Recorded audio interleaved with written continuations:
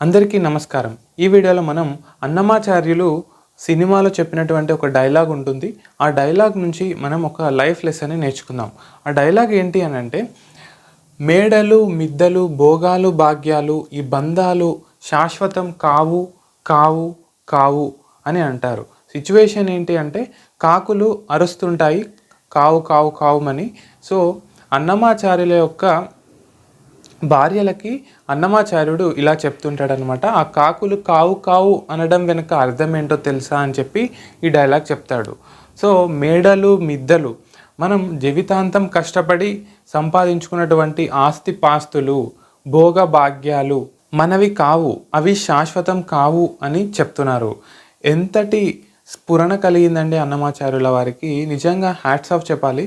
ఎందుకంటే కాకులు మన ముందు కూడా అరుస్తున్నాయి, కానీ మనకు అటువంటి ఫీలింగ్ ఏం రావట్లేదు. కానీ ఒక గొప్ప ఆచార్యుడు అన్నమాచార్యుడు కాకుల నుంచి వచ్చే శబ్దాన్ని కూడా తన వైరాగ్యానికి కనెక్ట్ చేసుకోవడం అనేది నిజంగా హ్యాట్స్ ఆఫ్ చెప్పాల్సిన విషయం. సో మనం కూడా ఈ యొక్క డైలాగ్ నుంచి మన జీవితంలో వచ్చిపోయే వ్యక్తులైనా, సంపాదించుకున్న సంపద అయినా, నిర్మించుకున్న భవనాలైనా, ఆస్తిపాస్తులు భోగభాగ్యాలు ఇవన్నీ కూడా మనం చివరి శ్వాస విడిచిపెట్టేంత వరకు మాత్రమే మనతో ఉంటాయి. మరణం తర్వాత మనతో ప్రయాణించేది కేవలం మన పాప పుణ్యాలు మాత్రమే.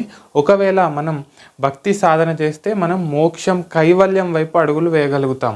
అయితే అన్నమాచార్యుడు చెప్పింది ఏంటంటే, మనము ఈ భవసాగరంలో ఈ సంసారంలో ఎప్పుడు వ్యక్తుల్ని సంపాదించుకోవడానికో, ఆస్తిపాస్తుల్ని సంపాదించుకోవడానికో, ఇంద్రియ భోగం చేయడానికో, మంచి కూల్ డ్రింక్ తాగడానికో, మంచి సినిమా చూడడానికో, ఇలా సెన్స్ ఎంజాయ్మెంట్ చేయడానికి ఎప్పుడు నిరంతరం పనిచేస్తూ అలసిపోతున్నామండి. నిజానికి మనం యాక్చువల్లీ గుర్తించట్లేదు. అరే ఇందులో ఏం సుఖం ఉంది, ఇందులో ఏం సంతోషం ఉంది, ఇవి టెంపరరీ కదా, ఇవి టెంపరరీ కాదు, ఇవి డేంజరస్ కదా అని మనం గుర్తించట్లేదు.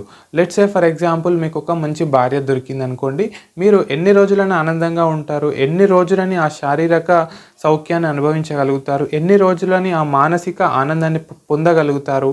ఆ అందం పర్మనెంట్గా ఉంటుందా? ఆ అందము అశాశ్వతమే, మీ భార్య అశాశ్వతమే, మీరు అశాశ్వతమే, మీకున్నటువంటి ఆస్తిపాస్తులు కూడా అశాశ్వతమే. అటువంటప్పుడు మీరు దాని గురించి నిత్యం ఎందుకు పాటుపడ్డం?